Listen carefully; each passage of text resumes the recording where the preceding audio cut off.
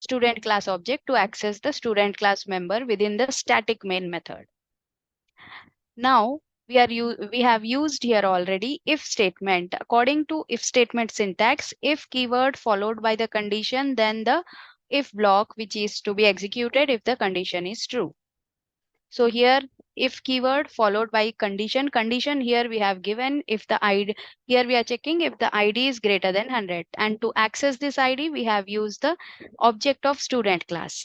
And if ID is greater than 100, we are going to print sorry, ID should be less than 100.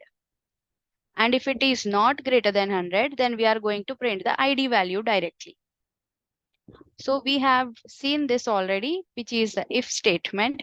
And suppose if I run this if statement, then it will ask you to enter ID. And if I give 101, then it will give you sorry message along with the ID value. Now let's see what happens in if else. So if else statement is nothing but it is very much same like if statement, but here we add an additional else block of statements which gets executed if the condition is false. So if the ID is greater than 100, this message will be printed, and if not, then else block will get executed where we are going to print welcome. So I am going to print you are welcome, or just welcome to Java class.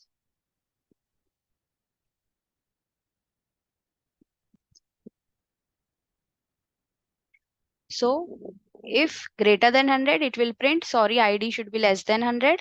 If not, welcome to Java class and the ID value, which is after the if else block. So now let's see how it executes. So if I run it, it will be, if I run it, it will be asking you to enter ID.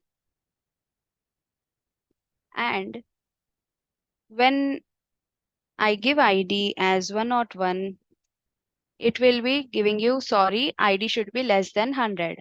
But again, if I run it, it will ask you enter ID again. And if I give 55, it will give you welcome to Java class, ID is 55. So this way we can use if else.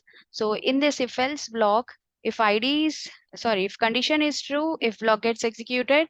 If condition false, then else block gets executed. So that is difference between if and else block. But in if, when you're using only if block, then if condition false, nothing gets executed. It will skip the if block and continue with remaining program execution. So thank you for watching video, and for more on control statements and other Java topics, please do subscribe the channel.